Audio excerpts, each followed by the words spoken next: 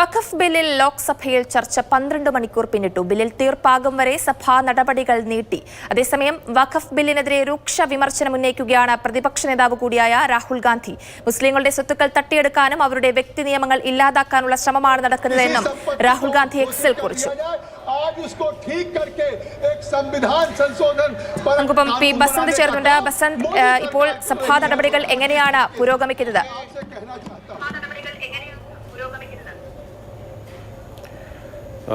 ഇപ്പോൾ JPC അധ്യക്ഷൻ ജഗദംബിക പാലാണ് സംസാരിക്കുന്നത്. ഭരണഘടനാ വിരുദ്ധമായി ബില്ലിലൊന്നുമില്ല എന്നാണ് ജഗദംബിക പാൽ പറയുന്നത്. മാത്രമല്ല, പ്രതിപക്ഷം ചർച്ച നടത്താൻ തയ്യാറാകാത്ത ഒരു സാഹചര്യം കൂടി നിലനിൽക്കുന്നുണ്ട് എന്നുള്ളതാണ് അദ്ദേഹം പറഞ്ഞു വെക്കുന്നത്. ഏതായാലും അല്പസമയത്തിനുള്ളിൽ തന്നെ ബില്ല് വോട്ടിനിടാനുള്ള ഒരു സാധ്യതയാണുള്ളത്.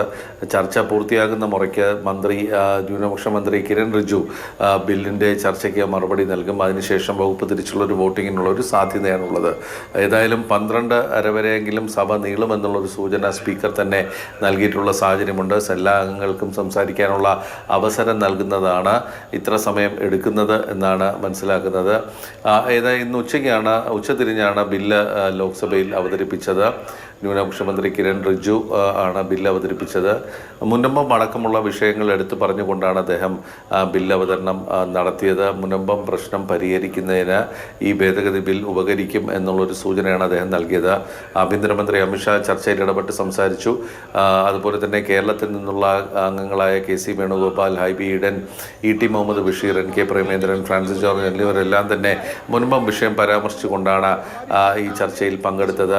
CPM നിന്നുള്ള K രാധാകൃഷ്ണനാകട്ടെ, അദ്ദേഹം ഈ അമുസ്ലിങ്ങളെ ഉൾപ്പെടുത്തുന്നത് മുസ്ലിങ്ങളെ അപമാനിക്കുന്നതിന് തുല്യമാണ് എന്നാണ് രാധാകൃഷ്ണൻ പറഞ്ഞത്. മാത്രമല്ല, അദ്ദേഹത്തിൻ്റെ 87 ദേവസ്വം ബോർഡ് അംഗങ്ങളെ തിരഞ്ഞെടുക്കുന്നതുമായി ബന്ധപ്പെട്ട വിഷയം പരാമർശിച്ചപ്പോൾ അത് സഭയിൽ മന്ത്രി സുരേഷ് ഗോപിയുമായി തർക്കത്തിന് വഴിവെക്കുകയും ചെയ്തിരുന്നു. കേരള നിയമസഭ പാസാക്കിയ പ്രമേയം, അതായത് വഖഫ് ബില്ലിനെതിരെയുള്ള പ്രമേയം അറബിക്കടലിൽ എടുത്തെറിയേണ്ട ഒരു സാഹചര്യം നാളെ രാജ്യസഭ കൂടി ബില്ല് പാസാക്കിയാൽ ഉണ്ടാകുമെന്ന് അദ്ദേഹം പറയുകയും ചെയ്തു. കേന്ദ്രമന്ത്രി ജോർജ് കുര്യനും ലോക്സഭയിൽ ഒരു ചർച്ച ഹൈബി ഈഡനുമായിട്ടുള്ള പ്രസംഗത്തിനിടയിൽ ഇടപെട്ട് സംസാരിക്കുന്ന ഒരു സാഹചര്യമുണ്ടായി. ഹൈബി ഈഡൻ ഈ വിഷയം തനിക്ക് വൈകാരികമായ ഒരു വിഷയമാണ് എന്ന് പറയുന്ന ഒരു സാഹചര്യത്തിൽ ജോർജ് ഈഡൻ പണ്ട് ഇടുക്കി ബിഷപ്പിൻ്റെ വസതി കോൺഗ്രസുകാർ ആക്രമിച്ച സംഭവവും അതോടൊപ്പം തന്നെ പാലാ ബിഷപ്പിനെതിരെ എടുത്ത കേസിന്റെ കാര്യവും ഒക്കെ തന്നെ പറഞ്ഞുകൊണ്ട് അതിനെ പ്രതിരോധിക്കുന്ന ഒരു കാഴ്ചയും ലോക്സഭയിൽ ഉണ്ടായിട്ടുണ്ട്. മറുപടി ഇപ്പോൾ ആരംഭിച്ചിരിക്കുകയാണ്. ചർച്ച അവസാനിച്ചിരിക്കുന്നു. അപ്പോൾ മറുപടിയിലേക്ക് കടക്കുകയാണ്.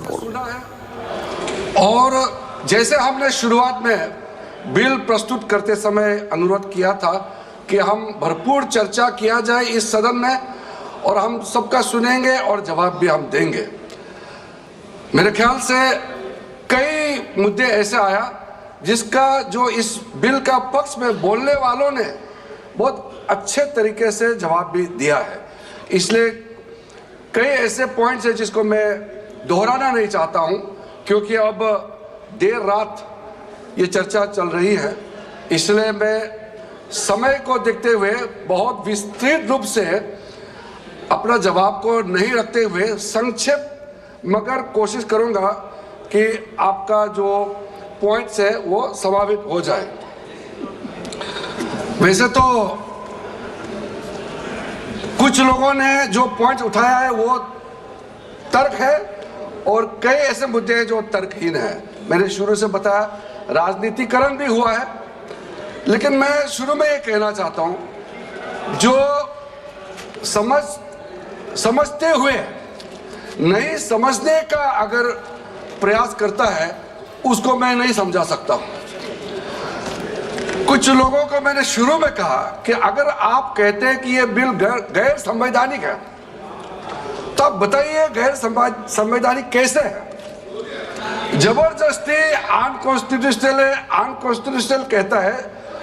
जब मैंने शुरू में ही कोर्ट का वो प्रोनाउंसमेंट, कोर्ट ऑर्डर, ऑब्जर्वेशन को भी पढ़ के सुनाया कि वक्फ प्रॉपर्टी का मैनेजमेंट और वक्फ बोर्ड का कॉन्स्टिट्यूशन लीगल है, कॉन्स्टिट्यूशनल है। कोर्ट का जो ऑब्जर्वेशन को भी लाइन टू लाइन पढ़ के सुनाया, उसके बाद भी बोल रहा है अनकॉन्स्टिट्यूशनल है। 1954 में आजादी के बाद ये बिल लाए हैं, फिर भी बोलता है ये अनकॉन्स्टिट्यूशनल है। अगर अनकॉन्स्टिट्यूशनल था तो फिर किसी कोर्ट ने क्यों स्ट्राइक डाउन नहीं किया? इसलिए मैं इस सदन में कहना चाहता हूं, कुछ शब्द ऐसा होता है कॉन्स्टिट्यूशनल, अनकॉन्स्टिट्यूशनल, ये हल्के में इस्तेमाल नहीं करना चाहिए। डेमोक्रेसी, कुछ लोग कह रहे थे कि डेमोक्रेसी खत्म हो गया। इस तरह का जब हम शब्दों का इस्तेमाल करते हैं तो खुद भी सोचना चाहिए। हम लोग संसद सदस्य हैं, इस सदन का सदस्य होने के नाते जो शब्द हम लोग प्रयोग करते हैं उसके पीछे जो भाव है उसको समझना होगा। हम हल्के में अगर इस्तेमाल करते हैं शब्दों को तो जो सुनने वाला क्या सोचेंगे? इसलिए अब देखो, ये अपना बात करके फिर जब समझाता है वो समझने वाला तो है नहीं, इसलिए मैंने उम्मीद भी छोड़ दिया ये समझेंगे। माननीय मंत्री जी, यहाँ सब विद्वान सदस्य हैं। आज मैं सर आपको शुरू से कहा कि सबको अपना बोलने का हक है, अधिकार है, लेकिन हल्के पलके में यहाँ टोका टोकी नहीं होना चाहिए। अगर आपका पॉइंट ऑफ ऑर्डर है तो पॉइंट ऑफ ऑर्डर का संख्या बताइए, आप उसका यहाँ सदन में बात रखिए। ऐसे बैठे बैठे कमेंट पास करते रहेंगे उससे तो कोई तरीका तो है नहीं है। जैसे कि हमारा कई सदस्यों ने, जैसे मैंने कहा, अच्छा मुद्दा उठाया है। मैं सबसे पहले जो हमारा छोटा भाई समान है, നീണ്ട 12 മണിക്കൂർ നടന്ന ചർച്ചയാണ് ഇപ്പോൾ അവസാനിച്ചിരിക്കുന്നത്. കിരൺ റിജിജു മറുപടി പറയുന്നതാണ് പ്രേക്ഷകർ കേട്ടുകൊണ്ടിരിക്കുന്നത്. വഖഫ് ബില്ലിൽ ചർച്ച അവസാനിച്ചിരിക്കുകയാണ്.